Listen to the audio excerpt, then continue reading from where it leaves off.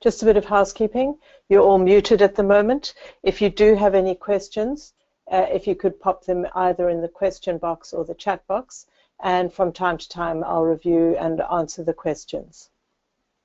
For those of you who are not aware of Orchid, we've been developers of add-on solutions for Sage 300 for a long while now. We have over 5,000 customers running our modules, and on average, most sites run two of our modules. All our modules are developed through the Sage 300 SDK, which means that they look and feel the same as an Orchid module, and they support the same reporting utilities, backup utilities, and upgrade utilities. We have 13 modules at the moment, and they fall into these main categories: collaboration and intelligence, where we have document management link, notes, and info explorer. For automation and productivity, we have process scheduler and report runner. For tailoring your system and supporting integrated systems, we have extender, optional tables, and data views. And for streamlining financial processes, we have EFT processing, which I'll be discussing today, inter-entity transactions and inter-entity trade. And in the operations management, we have bin tracking and return materials authorizations. Just a quick screenshot showing you our modules on the Sage 300 Classic desktop. The modules are installed like a Sage module, activated through administration services, and security as well is in the same way as Sage 300 core modules. But now on to EFT processing. So EFT processing facilitates electronic payments and direct debits to vendors and customers. It's because the system supports encryption of bank accounts. It also logs who changes which bank account details from what to what. So it makes your keeping of cash management, or the details for cash management, more secure. Also, paying electronically can reduce your costs and improve your efficiency. So EFT automatically creates the files required by the bank. At this stage, we support over 550 different formats, but any new formats needed, we include them at no extra cost. By sending the file straight from your accounts receivable receipt batch or accounts payable payment batch, you're eliminating errors, as you've got no duplicated entry. You're not doing your payments in your system and then going to the bank software and entering the EFT payments. Email remittance advices can be sent. And I should have mentioned we do customers direct debits, but we also do customer refunds. Because we've got all the audit trails on the bank account details and on the files created, your security around your cash processing is enhanced. This is the visual process flow for EFT processing. It allows, as you can see, once you've created the AR receipt batch or AR refund batch or the AP payment batch, it's at that stage that EFT, the create EFT file is used. After the file is created, you can run the audit reports or transaction reports of EFT files created, and the details and keep track of which remittance advices could be delivered. At this stage, I'm just going to go into the software and demonstrate. So here's my visual process flow. And after creating the AR receipt batch, if you're doing direct debits, or creating the AP payment batch, if you'd for vendor payments, you would go and create the EFT file. So a fairly simple process. You select which batch you want to export. So you select which batch type you're wanting to be exporting: the AP payment batch, the AR receipt batch for customer refunds, AR receipt batch for direct debits, and the AR receipt batch, the refund batch for customer refunds. In this case, I'm going to do an AP payment batch. From the bank associated with the AP payment batch, the default bank file type to be used for that particular bank is defaulted, but can be overridden if you do need a different format to be used. And we have many different formats which are user definable, which I'll come to show you later in this presentation. When you go ahead and create the EFT file, EFT keeps an audit of how many files each time a EFT file is created, all the transactions in that file, the total dollar value of that file, plus the bank account details for your customer or vendor. So if you come to re-export a file, you can, it does warn you that perhaps you made a mistake and have forgotten that you've already done it, or if you do indeed want to recreate, you'd go ahead and say yes. But if I was to choose a batch that I haven't yet done, I think, it would go ahead and create that particular file. We do have validations that if you're creating a file for a bank that's not yet set up in EFT, we also have validations that if the bank requires a 9-digit, for example, route number, and either the route number is blank or less than 9 digits, then it can give you errors before creating the batch. So you can endeavor to have, you know, to the best of your knowledge, the file is correct when you send it to the bank. But I'll just go ahead and re-export batch number 17. And once the batch, the file is created, then you can go ahead and print your remittance advices either from this button or through the report selection area and print remittance advice, print the remittance advice from the report section. But I'm just going to open up the options screen and place it beside the EFT format file to show you some of the controls you have when you're creating the EFT file. So because I have said don't allow the creating of an EFT file from a batch range, this is why I'm only able to enter a single batch at a time. And we would recommend that because it's quite a nice audit trail. The total of your dollar value of your batch matches the total dollar value in your EFT export file, which should match the report you get off the bank from the file that you import. So we would typically recommend working that way and not allowing unposted batches to be selected because that is less secure. But you can turn those on, and or you can export just 1 or 2 payments from a file. The other important control is whether or not you, when you're creating that EFT file, if there's a payment to a vendor that's not yet defined in EFT, do you want to display an error and stop exporting, or do you just want to skip the entry and carry on?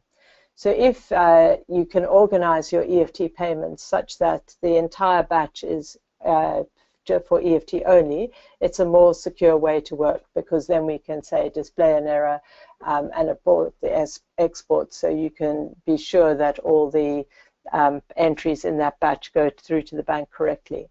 If you do a mixed batch, some EFT, some non-EFT, then you would say skip the vendor and continue the export. But it's less secure because you might have just forgotten to set up a vendor, as opposed to deliberately not set up a vendor because you're going to pay them by check. Those are the main features on the setup that I wanted to go through with respect to create EFT batch. When we come to printing the remittance advice, you can either select the print destination either to printer or to preview, or the print destination as defined on the vendor or customer. And you can, on the EFT vendor and EFT customer, define your own email address for the delivery of the remittance advice, or you could say use the email address on the vendor or the customer record. And you can define the template that you want to be using.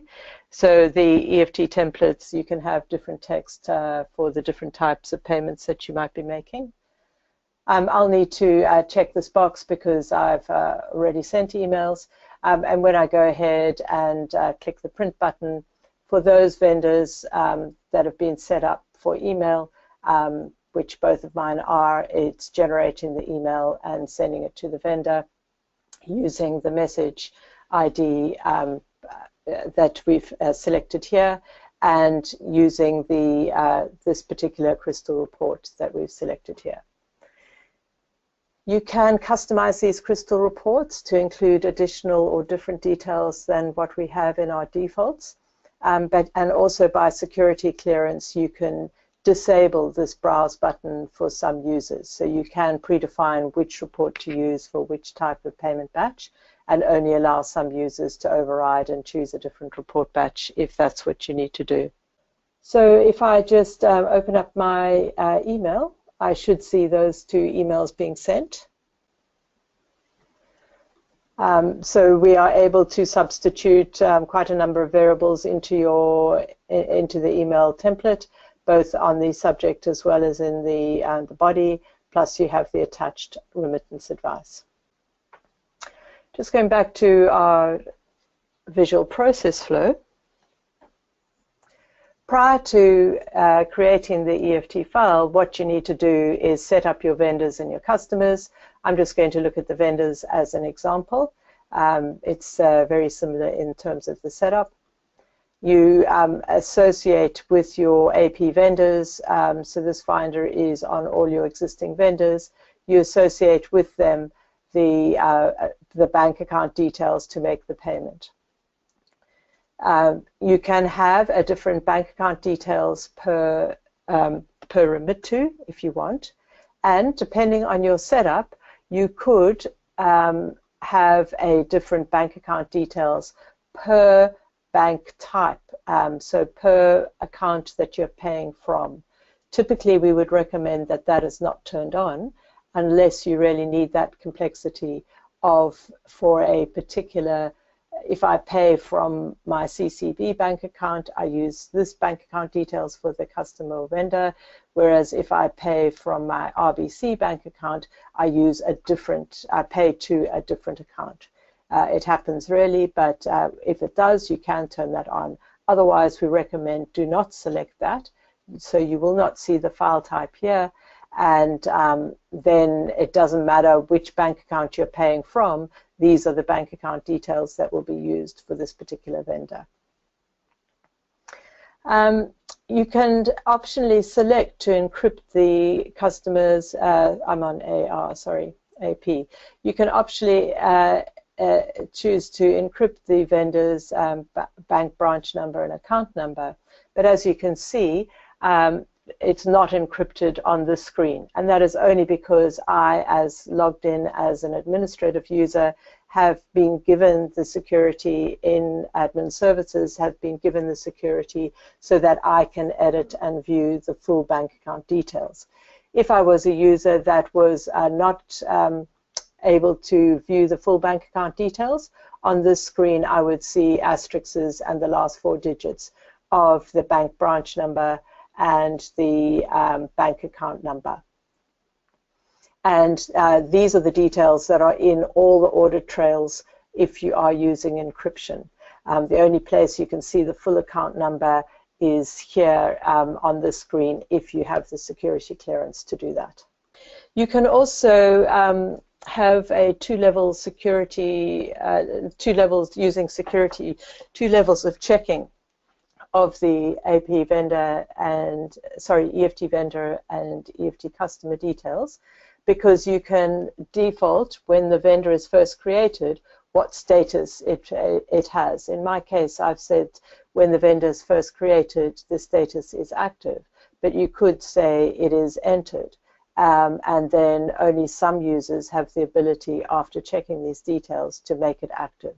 So you can have the 2-level security if you want on creating vendors' bank account details. And whenever any changes are made to these details, it is audited, date and time, who changed it from what to what. The fields that you see on the EFT vendor and EFT customer, and sometimes you will get additional tabs being turned on, the fields that you see are tailored to the bank that you are using. So in the EFT options, I would have set my primary bank to being the Canadian CPA 005, and in their particular case, all they need is the institution ID and the account number, and no additional fields are needed for that particular format. But had they needed, for example, if you were doing an overseas payment, and if you needed the IBAN code or the SWIFT code, then additional fields will either be turned on here or on additional tabs for the entry of format-specific information. Just going to the EFT Banks now, and I can show you some of these optional fields or additional fields. For example, for the CCC Bank, they have a destination data center. So this is an additional field which is not always on all banks. And not only can you turn on additional fields, but you can include specific help or tooltips for those particular for the new fields that you're creating. So these file formats are user definable, but also if you send us the specification, we'll include any new file formats that are required as they're needed. I will show you how to, or explain how to create a user-defined format a little bit later. But just looking at the bank details for all the bank accounts from which you're going to make EFT payments, and these are your normal common services banks. You specify the bank account details that are needed for the format. You'd specify how you're going to create and number the file, and you'd specify the file format that you want to use. In terms of creating and numbering the files, we would recommend, if the bank doesn't mind what the file is called, we would recommend numbering or naming the file based on your batch number, because then you've got, you know, one file per batch, and you can and the file name has the batch number in it. So when you import it into the bank, you've got a list of all the batches that you've imported. So quite a quick visual clue to keep track. But some banks do require a very specific file format. And you can use any of these variables in creating your file name.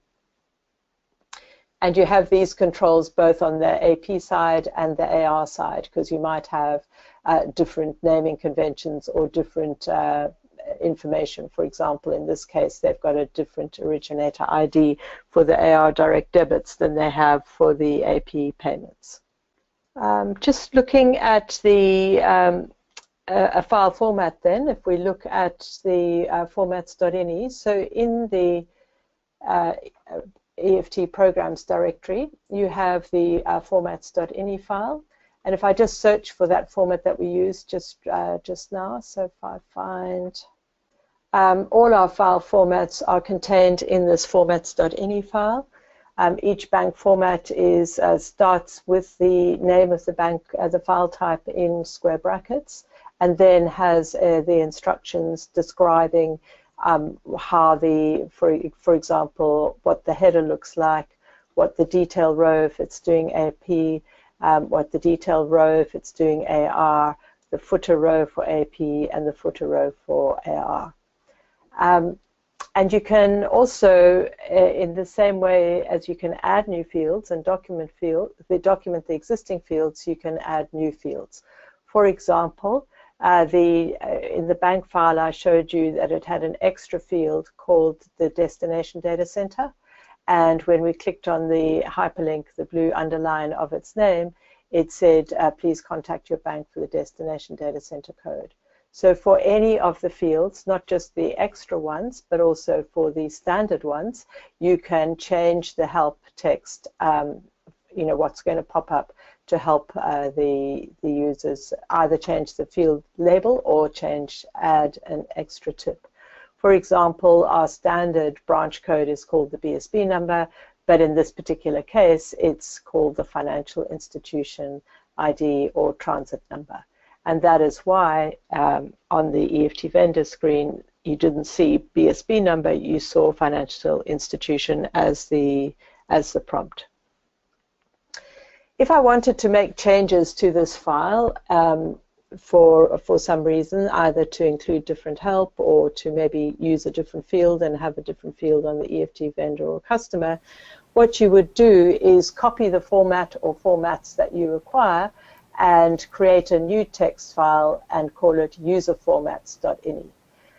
So in the Userformats.ini, we never overwrite a Userformats.ini, whereas the Formats.ini would be overwritten with every product update and version upgrade. So if you put your particular customizations in the Userformats.ini, then you have that for later. You have your customizations preserved for you. And with the Userformats.ini and indeed the Formats.ini, if you put them in the EL, in this case 65A directory, so you put them in the programs directory, then those are the ones that will be used. But you can also put copies of these in your customization directory. So if, for example, you wanted to have a different user formats for company A and company B, using the customization directory as you do for the reports in Sage 300, you can put a user format in the company A's customization directory and a different user format in company B's customization directory. And the rules are with EFT processing. First, it will look for a user formats in a customization directory. If it doesn't find one, it'll look for formats in the customization directory. If it doesn't find one, it will look for user formats in the programs directory. And if it doesn't find one, it will then revert to the formats.ini, which is the standard one.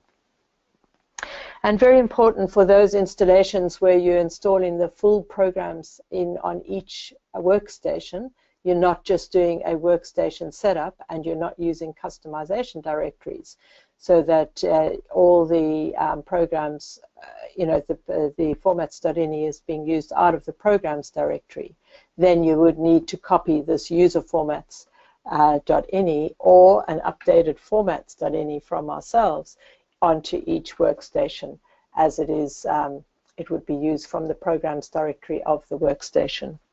So those are the main functions of EFT processing. But using, if you're doing direct debits for EFT processing, what you can do is use our create receipt batch, which allows you to create AR receipt batches applied to invoices. So the invoices that it's selected for application is based on the parameters that you have on the criteria tab. So in this particular case, using my template for direct debits, I'm going to be creating a receipt batch for bank CCB. The payment code is going to be ECB, and here we have a selection criteria.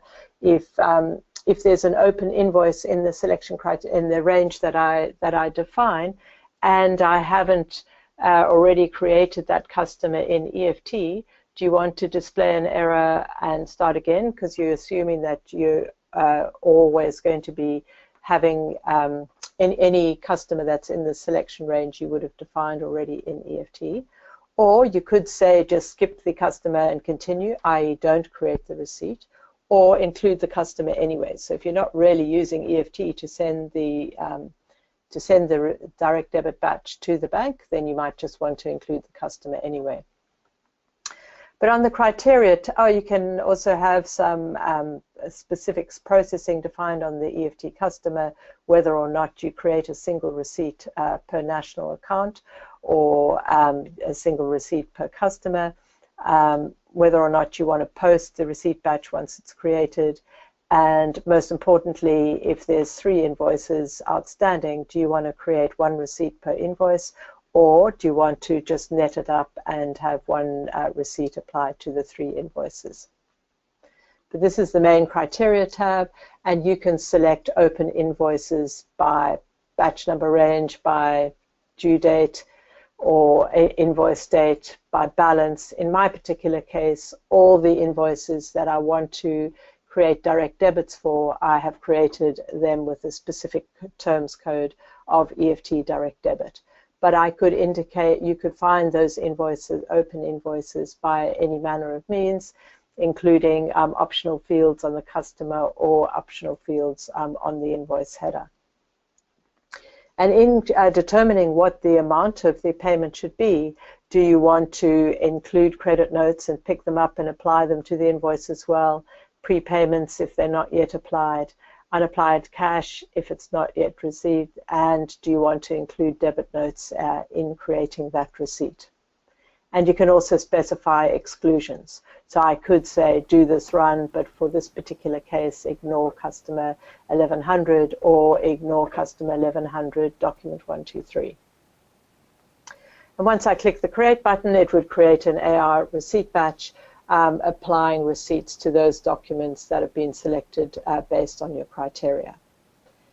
There is an audit trail kept of your parameters and exclusions at that time of running. So you have a full audit trail of what documents you would be excluding. But quite often when people are using Create Receipt Batch, they would often use due date as being the selection criteria. So do a receipt batch for all my invoices that are due this week or due on Friday. And they would create a receipt batch for that and then send it to the bank for direct debit. And quite often there's issues or problems. People forget to change terms codes or change the due dates of invoices. So we do also provide the ability to update the invoice due date. So either by customer and document number or by customer for multiple documents at a time. So if I was to select all the invoices, all the open invoices for customer 1100, I could come and change any one of these document due dates. And you can, if there is a discount date, you can change the discount date as well. If I change these on the audit trail, it will be saying date and time, user ID, changed, which field from what to what. So that is also fully audited. Just going back to my PowerPoint to see if I have forgotten to mention anything. So as we discussed, you could create an EFT file from an AP payment batch, a receipt batch, or a refund batch, and we noted the some of the controls that you can have on creating the batches, either for entire batch range, and whether you want to skip the vendor or display an error message if the EFT vendor hasn't been set up for the batch you're exporting. These are our recommended setups in this case. We can print and email the remittance advice. What I didn't highlight on the EFT vendors, so let's just go back there and show you that.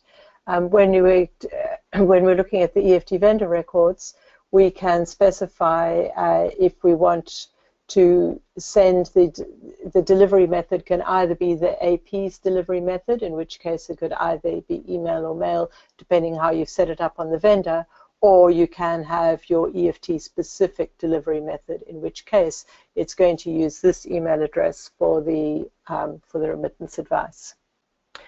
I also forgot to mention that when in sending your EFT remittance advice via email, you can either use SMTP details filled in on the EFT options screen, or you could use the default method for Sage 300, which from version 2017 and up could either be the Open Outlook client or it could be the SMTP details filled in on the company record for all the modules. So if it's filled in, if the SMTP details are filled in on the EFT options, it will use that first. Otherwise, it will look to see your preference for Sage 300 core modules and either use their SMTP details or use the Open Outlook client. And we ran through the setup of the EFT vendors. Typically, you would not enable this box, which allows you a different EFT vendors details per bank account you're paying from. And we discussed you can have two-level security by default, in my case, it's straight away becoming active. But if I had made that entered, then when I imported or created a new vendor, EFT vendor, the status would be entered, and then perhaps a second person could only switch it on to active once they'd checked those particular details. And we discussed the Formats.ini file, whereby extra fields can be turned on for banks and vendors and customers. Fields can have specific help if needed to help people do the data entry for their EFT Banks, vendors and customers. And you can copy these and create a Userformats.ini if you want to make any changes either to the documentation, the help, or if you want to add new fields and change what fields are included in the bank. But we also create these free of charge, so if you send us the specification, we'll include a new bank format if necessary, or just point you in the right direction as to which bank format you need for that particular bank account. We also discussed the creating of EFT receipt batches, so AR receipt batches. So if you do have a way of determining which invoices you can create a direct debit for, so let's say, for example, it's a membership style organization, and all their member record, all their monthly member fees, they can do a direct debit for, but perhaps they can't do a direct debit for any usage of the membership facilities. So then you would create all your member invoices with a particular terms code or with a particular optional field, and then you can use create receipt batch to create a AR receipt batch applied to those particular invoices. Whether or not you're then sending that on to the bank for direct debiting, but that's what you can do. And in doing this, you can also list exclusions either by customer or customer document combination, and all of that is kept track in the audit trail. And EFT also provides the ability to change an invoice due date and the document discount date. For example, here I've changed 3 invoice due dates for vendor 1520, and those are all in the audit trail as to the date and time the change was done and who did the amendment. So I think I've run through the main points of EFT processing. So do we have any questions? So the question is, the ability to change the due date for a customer invoice is huge. Does anyone use EFT just for this feature? Does the customer have to be set up as an EFT customer before you can change the due date? No. Yes, we do have clients who use EFT just for this feature. Does the customer have to be set up as an EFT customer before you can change the due date? No, it doesn't. You can change the due date for any transaction, whether or not the customer is set up in EFT processing. And when you're changing the due date, if I just go back to the screen, when you're changing the due date of the document, what EFT does is, sorry, that's the document date, it would be the due date. What EFT does is it checks if it came from OE, then it changes it both in order entry and in accounts receivable. And if it originated only in accounts receivable, then it only does the change in accounts receivable. Next question. What are the advantages of using Orchid's EFT instead of those from Sage? So I'm not really an expert on Sage's EFT. The reasons that I'm told that people use it instead of Sage's EFT is it's a simpler process to follow. Because the setup and entry is more simple. We support more bank formats than the Sage's EFT does, and we email the remittance advisors, which I don't believe the Sage EFT does. I also don't think you can encrypt the bank account details, and I don't think there's any audit trails on who changes the bank account details from what to what. So I think those are the major advantages, but I'm not an expert, so apologies if I've overlooked something. Another question. I've heard of an EFT clearing bank where the lump sum goes to the regular bank account and the details go to the EFT bank. Is that true? Yes, and thank you very much for that question. I was supposed to cover that off when I was doing the EFT Banks. So let me just go back to the EFT Banks area and go through this particular feature. So this, for my CCC bank, because I've specified the bank type is regular, what happens is when you post the AP payment batch against the CCC bank, the individual withdrawal lines go against the bank account. So when you're coming to reconcile your EFT batch, you need to select all the items that were part, all the payments that were part of that EFT batch. Whereas normally, or some banks, on your bank statement, the EFT withdrawal is one total figure. So you can reconcile by selecting the EFT payment number and reconcile by reference. But if you want, you can set yourself up an EFT clearing bank account, or as many EFT clearing bank accounts as you want, as you need. So I would have gone into Common Services and created this EFT clearing bank account, and the physical bank account that I would have given it, the GL bank account, would just be, a 999 type bank clearing account. It should always net off to zero, so it's not really, should never have a balance if everything's working correctly. And in this case, we've said it's a clearing bank account for CCB. So now if I go ahead and do my AP payment batch against EFT Clear, then all the, let's say I pay 20 invoices, the 20 individual withdrawals will come off the EFT Clear. But when the AP payment batch is posted, it will do a deposit or a transfer from CCB to EFT Clear. So EFT Clear will be zero. And against CCB, you'll have the total EFT withdrawal amount against that bank, making your bank reconciliation for CCB easier. You still have the detailed payments sitting in your EFT Clear. So if you need to return or reverse one of those payments, you can still do that against EFT Clear, but you would need to also, the reverse doesn't automatically reverse from CCB as well. That would have to be done manually. So that is, a very useful feature when you have, when your bank reports back to you in total for the EFT withdrawal, as opposed to with each individual withdrawal. Another question, is the EFT module applicable to AP? APs of an entity already set up in Sage, or should it also work for a couple of my entities in QuickBooks? Okay. And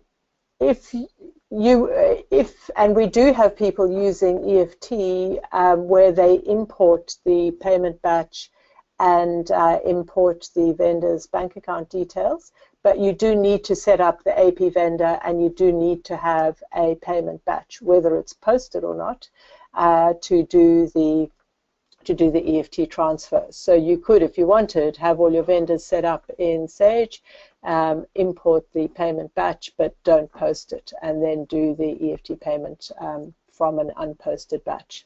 That would be possible. When creating an EFT batch for processing, can you select which invoices to be paid or not?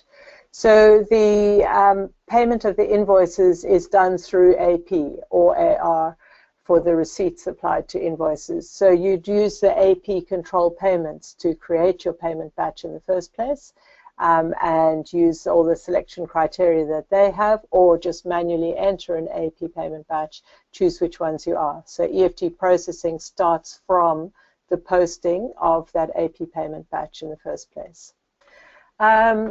Does it indicate specific error after uploading the file? No, the only validations we can do in Create EFT File is, for example, the vendor's bank account details are missing, or the bank account number is not numeric, or is not long enough, or is too long.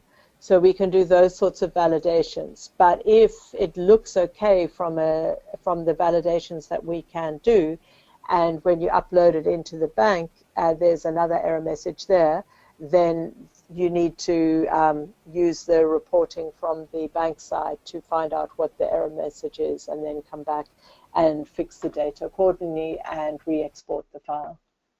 Where do you see the audit trails? Okay, good question. I didn't go through there at all.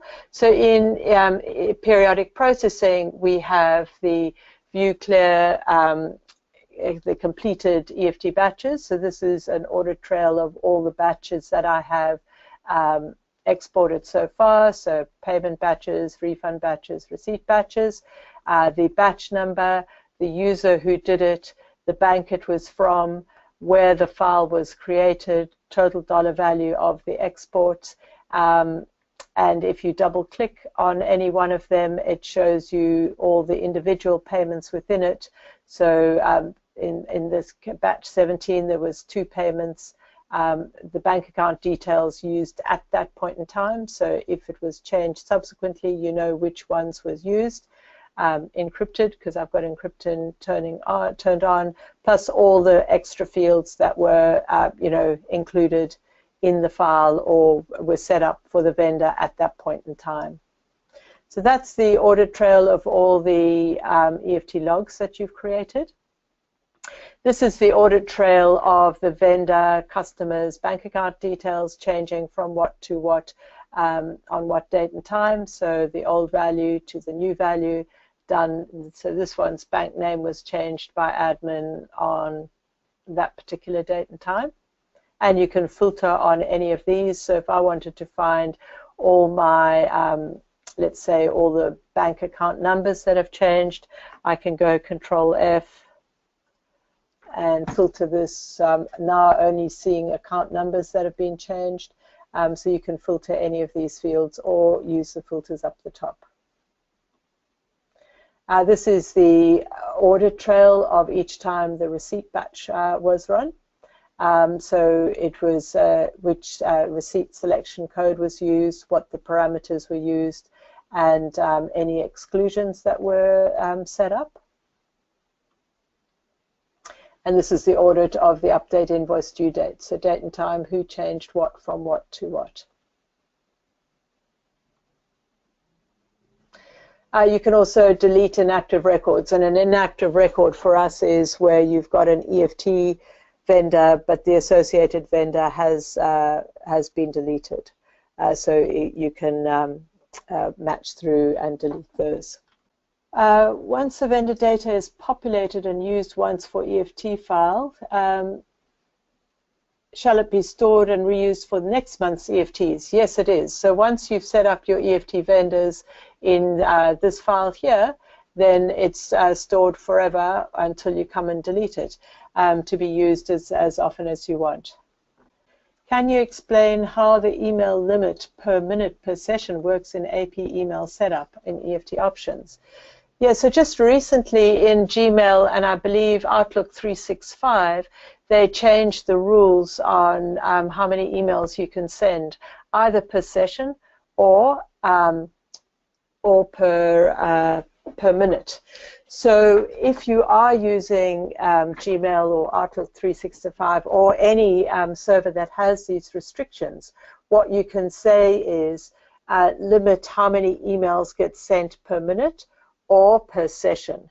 So if you had a batch, for example, of 100 EFT remittance advices to go, and I think Gmail is limited to something like 80 per session, you could say limited per session, and let's put in 70. So what it'll do, it'll connect to the email server, it'll send 70 emails, then it will disconnect and reconnect and send the remainder, or the next 70, the next 70, the next 70, to get around the issue of the limit. Or if you had said limit per minute, because some of them will say you can only send 10 emails per minute, then if it was limit per minute, you could say it would send 10, then it would pause to fill up the minute and then send the next 10 and the next 10. So it just helps you get around the restriction spamming restrictions that some of these email servers have. So thanks very much for attending this session. I will be putting a recording of this session, either this one or the one from later today, up on the website, and you will all be sent a link to our YouTube channel where these sessions are being posted. So thanks very much for attending, and we'll speak to you at the next one.